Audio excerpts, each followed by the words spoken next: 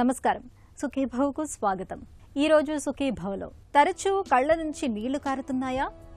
ఎండాకాలం చంటి పిల్లలు భద్రం, వృద్ధాప్యంలో ఆరోగ్యకర జీవనం ఎలా, మెదడులో రక్తస్రావం ఎంత ప్రమాదకరం, ఇంకా హెల్త్ టిప్. నవ్వినా ఏడ్చినా కన్నీళ్లే వస్తాయి నిజమే, కానీ భావోద్వేగాలతో సంబంధం లేకుండానే కొంతమందిలో కళ్ళ నుంచి నీళ్లు కారుతూ ఉంటాయి. ఇందుకు కళ్ళు పొడిబారడం మొదలుకొని టియర్ డక్ట్ బ్లాకేజ్ వరకు చాలా కారణాలు ఉంటాయి. తరచూ కళ్ళ నుంచి నీరు కారడాన్ని చిన్న సమస్యగా భావించకూడదు, చికిత్స తీసుకోకుండా వదిలేయకూడదు. కళ్ళ నుంచి తరచూ నీళ్లు కారడాన్ని వెనుక కారణాన్ని గుర్తించి చికిత్స తీసుకోవాలని చెబుతారు డాక్టర్లు. తరచూ కళ్ళ నుంచి నీరు కారడానికి వెనుక కారణాలు, వాటికి పరిష్కార మార్గాల గురించి ఇప్పుడు తెలుసుకుందాం.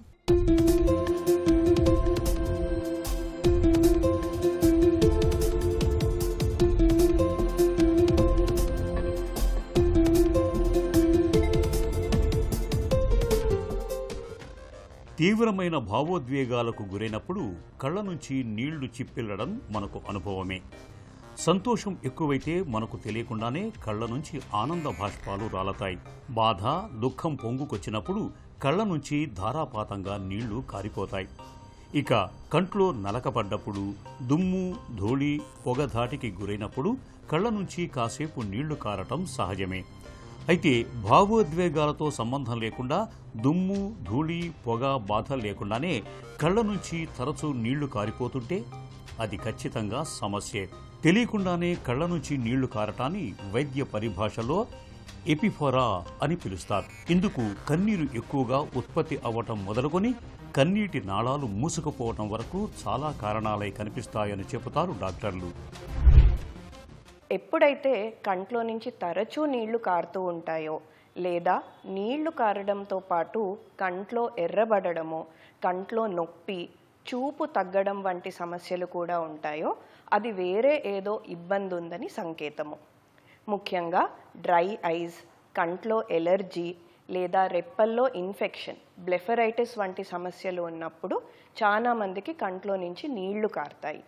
అలా కాకుండా కొంతమందికి ఈ రెప్ప మామూలుగా అయితే కంటి మీద ఇలా వాలి ఉంటుంది. ఆ రెప్ప ఎప్పుడైతే లోపలికి కానీ బయటకి కానీ తిరిగి ఉంటుందో దీనిని ఎక్ట్రోపియాన్, ఎంట్రోపియాన్ అని అంటాము. ఈ సమస్యల వలన కూడా రెప్ప నల్లగుడ్డుకు రాసుకుంటూ నీళ్లు కారే అవకాశం ఉంటుంది. అలాగే కళ్ళల్లో నుంచి ఎప్పుడూ నీళ్లు బయటికి కారవు. ఈ నీళ్లు బయటికి కారకుండా టియర్ డక్ట్ ద్వారా ముక్కులోకి వెళ్ళిపోతూ ఉంటాయి. ఈ టియర్ డక్ట్లో బ్లాక్ ఉన్నప్పుడు కూడా కంట్లో నుంచి నీళ్లు బయటికి కారే అవకాశం ఉంటుంది. మామూలుగా చాలా మంది డ్రై ఐస్ ఉన్నాయి, కంట్లో తడి తక్కువగా ఉంది, అయినా కూడా కంట్లో నుంచి నీళ్లు ఎక్కువ కారుతున్నాయి ఎక్కువగా అని అడుగుతారు. కళ్ళు పొడిగా ఉన్నప్పుడు ఏమవుతుందంటే కంట్లో నుంచి నీరు ఉత్పత్తి ఎక్కువ చెయ్యమని బ్రెయిన్కి సిగ్నల్స్ వెళ్తాయి. ఇలా బ్రెయిన్కి సిగ్నల్స్ వెళ్ళినప్పుడు కంట్లో నుంచి నీరు ఎక్కువగా ఉత్పత్తి అయ్యి అవి బయటకి కారే అవకాశం ఉంటుంది. ఈ డ్రై ఐ అనేది ముఖ్యంగా వయసు ఎక్కువ అయిన వారికి లేదా సాఫ్ట్వేర్ ప్రొఫెషనల్స్కు, అంటే స్క్రీన్ ఎక్కువగా వాడేవారికి లేదా మొబైల్ ఫోన్ ఎక్కువ చూసేవారికి ఈ డ్రై ఐస్ అనే కండిషన్ వచ్చే అవకాశం ఉంటుంది. కళ్ళ నుంచి తరచుగా నీరు కారటానికి వెనుక చాలా కారణాలే కనిపిస్తూ ఉంటాయి. ముఖ్యంగా నేటి డిజిటల్ యుగంలో సెల్ ఫోన్లు, కంప్యూటర్లు, ల్యాప్టాప్ తెరలకు గంటల తరబడి కళ్ళు అప్పగిస్తున్నారు. దీంతో కంట్లోని తేమ ఆవిరైపోతోంది. ఫలితంగా కళ్ళు పొడిబారుతున్నాయి. ఇలాంటప్పుడు మన శరీరం కన్నీళ్లను ఎక్కువగా ఉత్పత్తి చేస్తుంది. కొంతమందిలో కన్నీటి నాళాలు మూసుకుపోతూ ఉంటాయి. దీన్నే టియర్ డక్ట్ బ్లాకేజ్ అంటారు. ఇలాంటప్పుడు కళ్ళ నుంచి ముక్కుకు వెళ్లే నీటి మార్గం బ్లాక్ అవుతుంది. దీంతో కళ్ళ నుంచి నీరు కారటం మొదలవుతుంది. ఇక కళ్ళకు ఏవైనా ఇన్ఫెక్షన్లు సోకినప్పుడు బ్యాక్టీరియా లేదా వైరస్ కారణంగా కూడా కళ్ళ నుంచి నీరు కారే అవకాశం ఉంటుంది. ఇక ఎలర్జీ కారకాలు, సైనస్ సమస్యల మూలంగా కూడా తరచూ కళ్ళ నుంచి నీరు కారే అవకాశం ఉంటుందని చెబుతారు నిపుణులు. మొదటగా కంట్లో నుంచి నీళ్లు కారుతున్నప్పుడు అది దేని వలన కారుతుంది అనేది తెలుసుకోవడం చాలా ముఖ్యం. దీనికోసము ఫస్ట్గా స్లిట్ ల్యాంప్ ఎగ్జామినేషన్ అనేది చేస్తాము. ఈ స్లిట్ ల్యాంప్ అనే పరికరం ద్వారా కంటిని మ్యాగ్నిఫై చేసి అందులో ఏం ఇబ్బంది ఉంది అనేది తెలుసుకోవాల్సిన అవసరం ఉంటుంది. కంట్లో ఫ్లోరసిన్ స్టెయిన్ అనే రంగును వేసి అది కంటికి ఎక్కడన్నా అంటుకుంటుందా అనేది తెలుసుకుంటాము. దాని వలన డ్రై ఐ కూడా ఉందా లేదా అనేది తెలుస్తుంది. అలానే కంట్లోపల ఏమన్నా ఇన్ఫెక్షన్ ఉందా, నల్లగుడ్డులో ఏమన్నా ఫారిన్ బాడీ ఉండిపోయిందా అనేది కూడా ఈ స్లిట్ ల్యాంప్ పరీక్ష ద్వారానే తెలుసుకోవచ్చు. దీని తర్వాత ష్రిమర్స్ టెస్ట్ అనే పేపర్ ముక్కలు కంట్లో పెట్టి అవి ఎంత తడవుతున్నాయో చూసుకుంటాము. దీని వలన డ్రై ఐ ఏ మోతాదులో ఉందో తెలుసుకొని దాన్ని బట్టి డ్రై ఐకు ట్రీట్మెంట్ ఇవ్వాల్సిన అవసరం ఉంటుంది. దీని తర్వాత టియర్ డక్ట్ బ్లాక్ ఉన్నప్పుడు సిరెంజింగ్ అనే టెస్ట్ ద్వారా కంట్లో నీరు బయటికి వెళ్ళే రంధ్రంలో నుంచి నీరు పంపించి చూస్తాము. ఈ నీరు అనేది గొంతులోకి వచ్చిందా లేదా అనే దాన్ని బట్టి టియర్ డక్ట్లో బ్లాక్ ఉందా లేదా అనేది చూసుకొని దాన్ని బట్టి కూడా ట్రీట్మెంట్ ఇవ్వాల్సిన అవసరం ఉంటుంది. కొంతవరకు నీళ్లు కారడానికి సమస్య డ్రై ఐ కానీ ఎలర్జీ కానీ అయి ఉంటే వాటికి ఐ డ్రాప్స్ వాడితే సరిపోతుంది. ఒకవేళ డ్రై ఐస్ ఉంటే లూబ్రికేటింగ్ ఐ డ్రాప్స్ రాసిస్తాము. లేదా ఎలర్జీల లాంటివి ఉంటే యాంటీహిస్టమిన్ డ్రాప్స్ కానీ low dose steroid eye drops కానీ అవసరం పడతాయి. అదే ఒకవేళ ఈ నీరు కారడానికి రెప్పల్లో ఏదన్నా ఇన్ఫెక్షన్ బ్లెఫరైటిస్ అయి ఉంటే దానికి మాత్రము కొన్ని ఆయింట్మెంట్లు, రెప్పల్ని బాగా బేబీ షాంపూతోని కడుక్కోవడం వంటివి చేసినా కూడా ఈ నీళ్లు కారడం అనే సమస్య తక్కువ అవుతుంది. కాకపోతే ఎప్పుడైతే రెప్ప లోపలికి కానీ బయటకి కానీ తిరిగి ఉంటుందో దానిని మాత్రము ఆపరేషన్ ద్వారానే సరిచేయాలి. అలా కాకుండా డాక్రోసిస్టైటిస్ లాంటి ఇన్ఫెక్షన్ వచ్చినప్పుడు దానికి పెద్ద ఆపరేషనే పడుతుంది. దీనిని డాక్రోసిస్టోరైనాస్టమీ లేదా డాక్రోసిస్టెక్టమీ అని అంటాము. దీని ద్వారా కంటి నుంచి ఇంకొక దారి చేస్తాము ముక్కులోకి నీరు బయటికి వెళ్ళడానికి. అప్పుడు కంట్లో నుంచి నీరు కూడా బయటికి కారదు, మాటిమాటికి ఇన్ఫెక్షన్లు వచ్చే ఛాన్స్ కూడా తక్కువ అవుతుంది. చిన్ని చిట్కాలైతే పాటించండి. ఎస్పెషల్లీ డ్రై ఐస్ లేదా ఎలర్జీ లాంటివి ఉన్నవాళ్ళు బయటికి దుమ్ములోకి కాలుష్యంలోకి వెళ్ళినప్పుడు ప్రొటెక్టివ్ సన్ గ్లాసెస్ పెట్టుకుంటే దాని వలన నీళ్లు కారడం అనే సమస్య తక్కువ అవుతుంది. అలానే ఎలర్జీలు ఎక్కువగా ఉన్నవాళ్ళు ఇంటికి రాగానే కళ్ళని నీళ్లతో కడుక్కుంటే ఎలర్జెన్స్ అనేవి తగ్గిపోయి కంట్లో దురద, నీళ్లు కారడం కూడా తక్కువ అవుతాయి. ఇలానే కంటి మీద కోల్డ్ ప్యాక్స్ లేదా కొంచెం తడి బట్టలు కంటి మీద పెట్టుకుంటే దాని వలన కూడా ఐస్ రిలాక్స్ అయ్యి నీళ్లు కారే అవకాశం తక్కువ అవుతుంది. కళ్ళ నుంచి తరచూ నీరు కారటం అనేది చూడటానికి చిన్న సమస్యగానే అనిపించవచ్చు. కానీ నిజానికి ఒకటే అసౌకర్యంగా ఉంటుంది. తరచూ కళ్ళను తుడుచుకుంటూ ఉండటంతో కళ్ళు రెండు ఎర్రగా మారుతుంటాయి. కంటి పాపలు ఉబ్బిపోయే ప్రమాదం కూడా ఉంటుంది. కొన్ని సందర్భాల్లో గంజి లేదా పసుపు లాంటి మలిన పదార్థం కళ్ళల్లో పేరుకుపోతూ ఉంటుంది. ఇక కంటి నిండా నీరు ఉండటంతో చూపు కూడా మసగబారుతుంటుంది. కొన్నిసార్లు కళ్లల్లో నొప్పి కూడా మొదలవుతుంటుంది. జ్వరం లేదా తలనొప్పి బాధలు కూడా వేధిస్తూ ఉంటాయి. ఇలాంటి లక్షణాలు కనిపిస్తున్నప్పుడు కళ్ళని రుద్దటం మానుకోవాలి. చల్లటి నీటితో కళ్లను తరచూ కడుక్కుంటూ ఉండాలి. ఐ డ్రాప్స్ వాడటం, డిజిటల్ స్క్రీన్ టైం తగ్గించటం వంటివి మంచి ఉపశమనాన్ని ఇస్తాయి. అయితే డాక్టర్ సలహా లేకుండా మందులు, ఐ డ్రాప్స్ వాడటం మంచిది కాదు. కళ్లలో ఎరుపు, మంట ఎంతకీ తగ్గనప్పుడు వెంటనే కంటి వైద్యుల్ని సంప్రదించాలి. వేసవి కాలాన్ని చంటిబిడ్డల పాలిట కాస్తంత గడ్డు కాలంగానే చెప్పుకోవాలి. తీవ్రమైన వేడి, ఉక్కపోతల ధాటికి చంటి పిల్లలు ఇట్టే వడలిపోతూ ఉంటారు. తీవ్రమైన వేడి, ఉక్కపోతల మూలంగా పిల్లలకు తరచూ ఏదో ఒక అనారోగ్య సమస్య ఎదురవుతూనే ఉంటుంది. డీహైడ్రేషన్, వడదెబ్బతో పాటు పసిపిల్లల లేత చర్మానికి చిక్కులు పెరుగుతూ ఉంటాయి. ఈ నేపథ్యంలో వేసవి ఇక్కట్ల నుంచి చంటి బిడ్డల్ని కాపాడుకునేందుకు ఏం చేయాలో, ఎలాంటి జాగ్రత్తలు తీసుకోవాలో ఇప్పుడు తెలుసుకుందాం.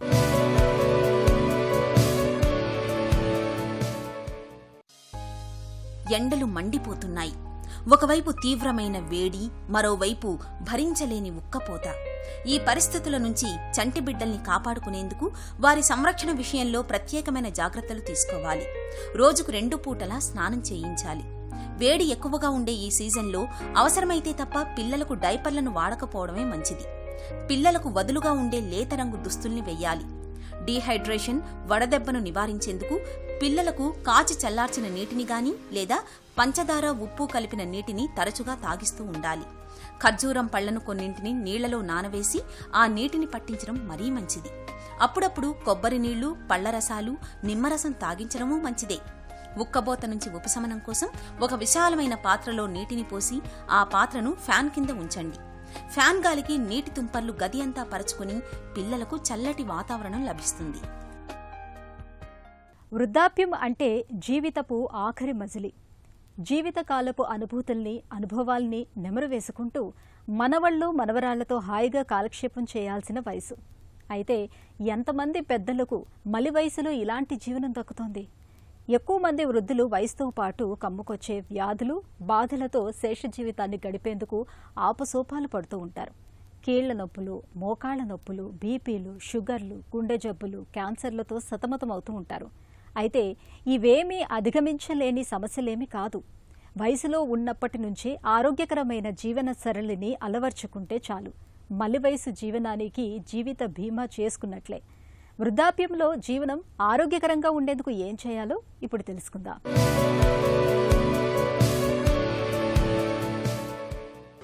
వృద్ధాప్యం అంటే ఒంట్లో సన్నగిల్లిన జవసత్వాలకు తోడుగా రకరకాల వ్యాధుల ముట్టడిలో చిక్కి ఈసురోమంటూ ఈతి బాధలతో శేష జీవితాన్ని నెట్టుకొచ్చే వాళ్లే మనకి ఎక్కువ మంది కనిపిస్తారు.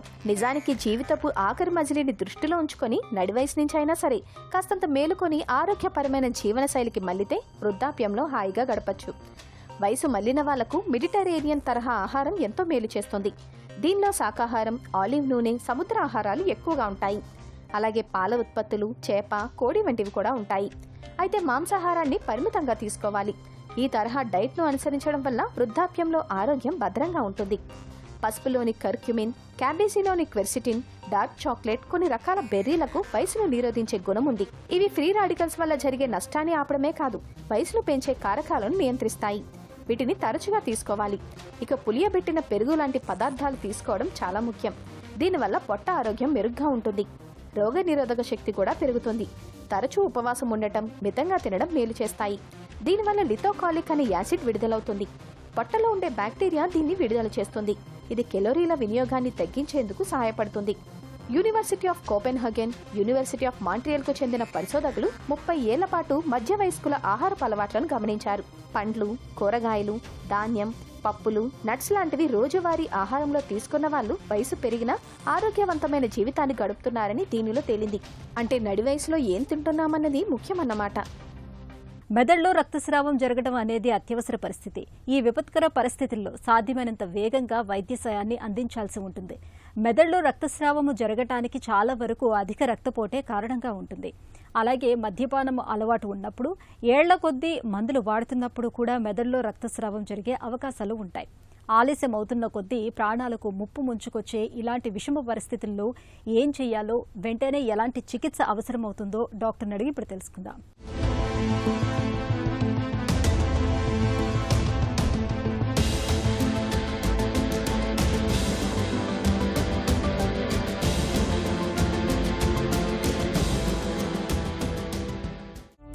తలకు దెబ్బలు లేదా గాయాలు ఎన్ని రకాలుగా అవ్వచ్చు? ట్రామాటిక్ బ్రెయిన్ ఇంజరీ అంటాము. దీని క్లాసిఫికేషన్ ఎలా అంటే మైల్డ్, మోడరేట్, సివియర్. మైల్డ్ అనే దాన్ని మనం స్కోర్ అనేది ఒక గ్లాస్గో జీసీఎస్ స్కోర్ అంటాము, Glasgow coma scale score. Mild అనే దానికి 13 to 15 స్కోర్, మోడరేట్ అనేది 9 to 13 అండ్ సివియర్ అనేది అంటే <8. సో 8 కంటే తక్కువ ఉంటే గ్లాస్గో కోమా స్కేల్ స్కోర్, డెఫినెట్గా it is a severe injury. ఇందులో కూడా మన ప్రతి 10 యాక్సిడెంట్స్ చూసామంటే అందులో 2 యాక్సిడెంట్స్ మనకి మేజర్గా అనిపిస్తాయి. సో 5 మందిలో 1 మేజర్ గాయం ఉంటుంది, చాలా వరకు ప్రాణాపాయ స్థితిలో ఉండడం జరుగుతుంది. దీనిలో ఇంకొక క్లాసిఫికేషన్ ఏంటంటే based on the loss of consciousness, అంటే స్పృహ కోల్పోవడం వల్ల కూడా మనం పేషెంట్ని మైల్డ్, మోడరేట్, సివియర్ అంటాము. ఇంకొకటి పోస్ట్ ట్రామాటిక్ అమ్నీసియా, అంటే యాక్సిడెంట్ తర్వాత వచ్చే అమ్నీసియా. దీనిలో కూడా డ్యూరేషన్ కూడా మనకి మైల్డ్, మోడరేట్, సివియర్ని డిఫరెన్షియేట్ చేస్తుంది. ఇప్పుడు గ్లాస్గో కోమా స్కేల్ ఒకటి. నెక్స్ట్ మనకి post traumatic amnesia, memory loss and loss of consciousness. Loss of consciousness వచ్చేసరికి మైల్డ్ అనేది ఒక పర్సన్ యాక్సిడెంట్ వల్ల ఇమ్మీడియట్ కంకషన్ అంటే తల అదరడం వల్ల, డైరెక్ట్ ఇంజురీ వల్ల అదరడం వల్ల ఒక sort of loss of consciousness and confusion ఉంటుంది. ఆ loss of consciousness and confusion వల్ల పేషెంట్కి మెమరీ లాస్ ఉంటుంది. సో మైల్డ్ హెడ్ ఇంజరీలో ఎక్కువ శాతం లెస్ దాన్ 30 minutes ఉంటుంది. అది లెస్ దాన్ 1 hour లేదా 1 to 24 hours లేదా మోర్ దాన్ 7 days. సో ఇలా వచ్చినప్పుడు మైల్డ్, మోడరేట్, సివియర్ అంటాం. గాయం నుంచి రక్తం కారితేనే ప్రమాదమా? రక్తం కారకపోతే తలకు పెద్ద దెబ్బేం తగలలేదని అనుకోవచ్చా? క్లోజ్డ్ హెడ్ ఇంజరీ అంటాము, ఓపెన్ హెడ్ ఇంజరీ అంటాము. క్లోజ్డ్ హెడ్ ఇంజరీ అంటే మనం తల కపాలం చూసామంటే మొత్తం ఇంటాక్ట్ ఉంటుంది, ఎక్కడ ఇంజురీ ఏమి ఉండదు, కానీ పేషెంట్ చూస్తే వెంటిలేటర్ మీద ఉంటాడు. సో దానిని మనం సివియర్ హెడ్ ఇంజరీ అనాలి కదా. మరి ఒక పేషెంట్కి తల రక్తం కారుతూ ఉంటుంది కానీ పేషెంట్ కాన్షియస్ ఉంటాడు, దాని అర్థం మీరు సివియర్ హెడ్ ఇంజరీ అనకూడదు కదా. సో రక్తస్రావం వల్ల మనం మైనరా మేజర్ అని చెప్పడానికి లేదు. రక్తస్రావం ఎక్కడి నుంచి వస్తుంది అనేది చాలా ఇంపార్టెంట్.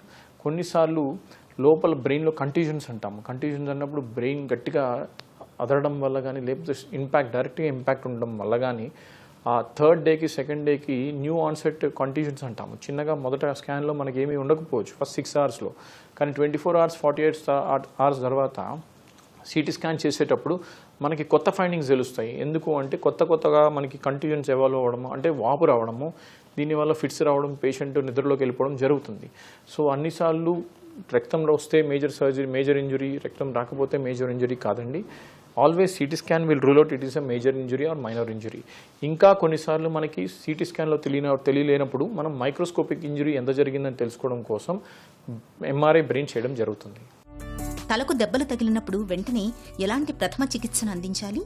ప్రథమ చికిత్స అనేది మనం ABCD అంటాము. ఎందుకంటే A అంటే ఎయిర్వే, నెక్స్ట్ B అంటే బ్రీతింగ్, C అంటే సర్క్యులేషన్. సో ఫస్ట్ మనం పట్టించుకోవాల్సింది ABC. పడిపోయిన వెంటనే ఫస్ట్ థింగ్ హెడ్ని పొజిషన్లో పెట్టడం, లేదా సైడ్కి పడుకోబెట్టడం, లేటరల్ డెక్యుబిటస్ పొజిషన్ పడుకోబెట్టడం వల్ల ఆ ఎయిర్వే అనేది ప్రొటెక్టెడ్ ఉంటుంది. లేకపోతే ఈ ఆస్పిరేషన్ అనేది జరగడం జరుగుతుంది. అంటే వామిటర్స్ కానీ, లేకపోతే లిక్విడ్స్ కానీ, లేకపోతే లాస్ట్ తిన్న ఫీడ్ కానీ మన లంగ్స్లోకి వెళ్ళిపోయే అవకాశం ఉంటుంది. సో ఈ ఆస్పిరేషన్ సెకండరీ బ్రెయిన్ ఇంజురీని మనం తగ్గించడం కోసమే ఈ positioning. So first comes under airway, next comes under breathing అనేది, next comes circulation. Breathing airway protect చేయగానే పేషెంట్ వన్స్ బ్రీతింగ్ స్టార్ట్ చేస్తాడు. అలా లేని పరిస్థితుల్లో మనం మౌత్ టు మౌత్ బ్రీతింగ్ అనేది ఇవ్వడం జరుగుతుంది. So next comes under circulation అంటే మనకి ఆ టైంలో పేషెంట్ వన్స్ హెడ్ ఇంజరీ అవ్వగానే he'll go in to A shock, అంటే సడన్గా పల్స్ రేట్, బ్రాడికార్డియా అంటే హార్ట్ రేట్ తగ్గిపోవడం కానీ లేకపోతే BP తగ్గిపోవడం కానీ జరుగుతుంది. అలా కాకుండా కుషింగ్ రిఫ్లెక్స్ అంటాము. బ్రాడికార్డియా అంటే హార్ట్ రేట్ తగ్గిపోవడం కానీ 60 నుంచి 50-40 అయిపోతుందంటే ఇంట్రాక్రేనియల్ ప్రెషర్ అంటే కుషింగ్ రిఫ్లెక్స్ అంటాము. అంటే బ్రెయిన్లో ఒత్తిడి గురవుతుంది అని దాని అర్థం. సో హార్ట్ రేట్ తగ్గిపోవడము, బ్రెయిన్లో ప్రెషర్ పెరగడం అంటే దీన్ని కుషింగ్ రిఫ్లెక్స్ అంటామండి. దాని వలన ఎక్కువ శాతం బ్రెయిన్లో ప్రెషర్ గురవుతుందని ఒక ఇండికేషన్ అన్నమాట. తలకు తగిలే దెబ్బలు లేదా గాయాల తీవ్రతను ఎలా నిర్ధారిస్తారు? తలకి తగిలే గాయాలు primary diagnostic modality city brain. So city బ్రెయిన్లో ప్లేన్ మనకి ఎమర్జెన్సీగా అంటే గోల్డ్ స్టాండర్డ్ టెక్నిక్ అండి. ఒక 2 minutesలో ఒక పేషెంట్ అన్కాన్షియస్ ఉన్నా, లేకపోతే ఇరిటేబుల్ ఉన్నా, అంటే కోఆపరేటివ్ కాకుండా ఉన్నా కూడా మనం తొందరగా చేసే డయాగ్నోస్టిక్ సిటీ. ఆ సిటీ బ్రెయిన్లో కూడా సిటీ బ్రెయిన్ ప్లేన్ అంటాము, సిటీ బ్రెయిన్ కాంట్రాస్ట్ అంటాము. సిటీ బ్రెయిన్ ప్లేన్ వచ్చేసరికి మనకి 2 నిమిషాలు అయిపోతుందండి. దానివల్ల మనకి surgical emergency, non surgical emergency అని తేలడం జరుగుతుంది. మాకు మేజర్ ఇంజరీ కాలేదు, నేను బాగానే ఉన్నాను, నాకు హాస్పిటల్ అవసరం లేదు, అడ్మిషన్ అవసరం లేదని చాలామంది మాతో ఆర్గ్యుమెంట్ చేస్తారండి హాస్పిటల్లో. ఎస్పెషల్లీ ఎమర్జెన్సీకి వచ్చినప్పుడు మేము వాళ్ళకి చెప్పేది ఒకే విషయం, first 24 to 40 hours is a crucial period. Because ఆ టైంలో అప్పుడు స్కాన్ చేయకపోతే మనం చాలా విషయాలు మనం తెలియకుండా జరిగిపోతుంది. అండ్ ద నెక్స్ట్ స్కాన్ ఫైండింగ్స్లో కూడా మనకి కాన్ఫిడెన్స్ ఇస్తుంది అనమాట. ఒకవేళ ఫస్ట్ స్కాన్ ఫైండింగ్స్ 12 hours తర్వాత లేదా 24 hours తర్వాత స్కాన్ చేసినప్పుడు ఫైండింగ్స్ అంతా సేమే ఉన్నాయంటే మనం పేషెంట్కి కౌన్సిలింగ్ చేయవచ్చు. చాలా వరకు ఇది మెడికల్ కండిషన్ కింద ట్రీట్ చేసేయచ్చు. అలా కాకుండా కొత్త ఫైండింగ్స్ ఏమైనా, కొత్త బ్లీడ్ కానీ, కొత్త వాపు కానీ ఒకవేళ వచ్చిందంటే definitely patient require some more days to treat the patient. తలకు తగిలే గాయాలు, దెబ్బలకు చికిత్స ఎలా ఉంటుంది?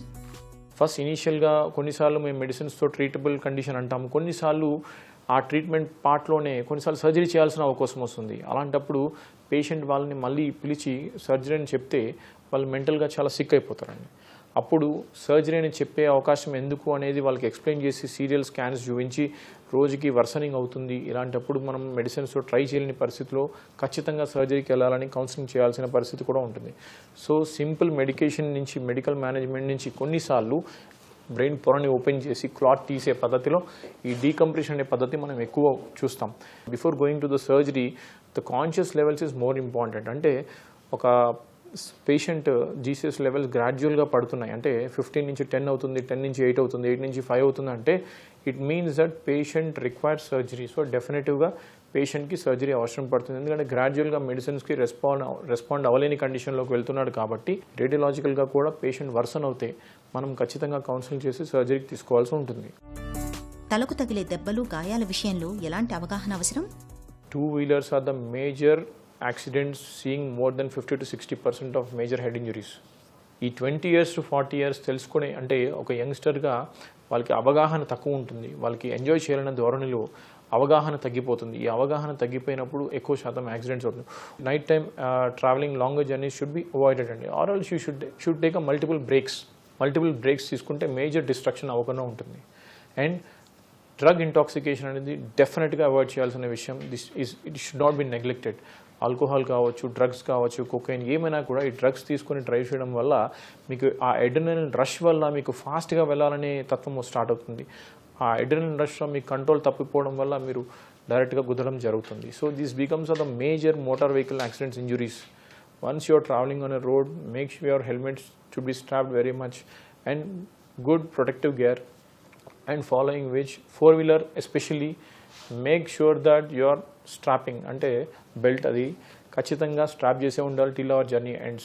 మెదడులో రక్తస్రావం జరిగినప్పుడు సాధ్యమైనంత వేగంగా వైద్య సాయం అందాలి. తొలి గంటలోపే ఆసుపత్రికి చేరుకోగలిగితే చాలా వరకు గండం గట్టెక్కినట్లే. రక్తపోటును చక్కగా అదుపులో ఉంచుకోవటం ద్వారా మెదడులో రక్తస్రావం జరిగే పరిస్థితిని చాలా వరకు నివారించుకోవచ్చు. ఒక చిన్న చిట్కా మీకోసం. వేసవిలో తరచూ కొబ్బరి నీళ్లను తాగుతూ ఉండండి. వీలైతే కొబ్బరి నీళ్లలోకి కాసింత గ్లూకోజ్ను కలుపుకొని తాగటం మరీ మంచిది. వేసవి బడలిక, నీరసం ఇట్టే తగ్గిపోతాయి.